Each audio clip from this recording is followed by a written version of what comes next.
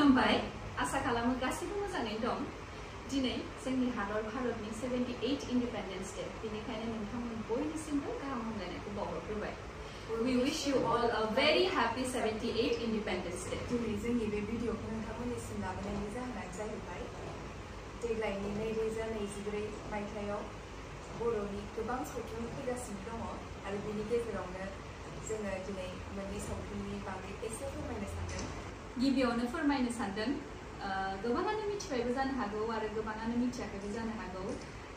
जोंहा आब' संगिना ब्रह्मनि डाइरेक्शन आरो बिथाङानो बेयाव फाव खालामदों आरो बिथाङानो प्रडिउसार बे सावथुननि मुङानो जाहैबाय गाब गैयै जaiklong आरो दिनैनि बे आब' संगिनानि बे लुक जेखौ नुगासिनो नोंथांमोना बेबो बे सावथुननिनो मोनसे लुक आरो बिथांमोना शुटखौ अलरेडि फोजोबबाय दा पोस्ट प्रडाक्शननि खामानि सोलिगासिनो साननैसो उनावनो बिथांमोननि सावथुनखौ नोंथांमोननि गेजेराव हगारना होनाय जागोन।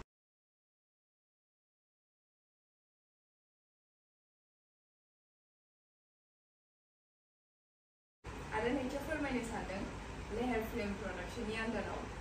पंकज लाहारी बिथांनि डिरेक्शनाव मोनसे सावथुन फैगासिनो दं बिनि मुङानो जाहैबाय दाहाल आरो बेवहाय बिनानाव हेलिना दैमारिखौबो नुनो मोनगोन बिथाङा फाव खालामो।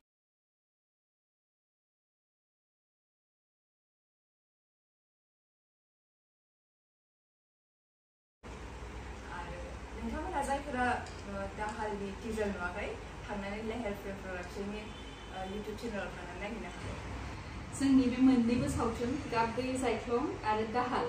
बे सावथुना अलरेडि शुटआ जोबखाबाय दा पोस्ट प्रडाक्शननि खामानि सोलिगासिनो आरो बे मोननैबो सावथुना सेप्टेम्बरनि 1st एबा 2nd वीकआव रिलिज जानो थांगासिनो डेटखौ नोंथांमोननो थाबैनो जोङो डिक्लेयार खालामगोन आरो नैबे सावथुनखौ जाय बिथांमोना नायनो लुबैदों बा जाय कमिटि मेम्बार्सफोरा बे सावथुनखौ लांनो लुबैदों बिथांमोननि थाखाय जोङो एसे सुबिदा जानायनि थाखाय जों बे भिडिअ'नो स्क्रिनाव जोंनि बे नाम्बार्सफोरखौ होनानै होगोन अबे डिस्ट्रिक्टनिफ्राय अबे नाम्बाराव कन्टेक्ट खालामनो हागोन बा अबे सावथुननि थाखाय अबे नाम्बाराव कन्टेक्ट खालामनो हागोन बे जोङो नैबे भिडिअ'नो स्क्रिनाव आलादा आलादाहाय मोननैबो सावथुननि थाखाय नाम्बारफोरखौ होनानै होनाय जागोन आरो नोंथांमोना बे नाम्बाराव कन्टेक्ट खालामनानैनो जोंनि बे मोननैबो सावथुनखौ मोननो हागोन। आसा खालामो नोंथांमोना जोंनि सावथुन गाब गैयै जaiklong आरो जोंनि सावथुन दाहालखौ नायनानै मोजां मोनगोन आरो अनसायगोन। गोजोन्थों।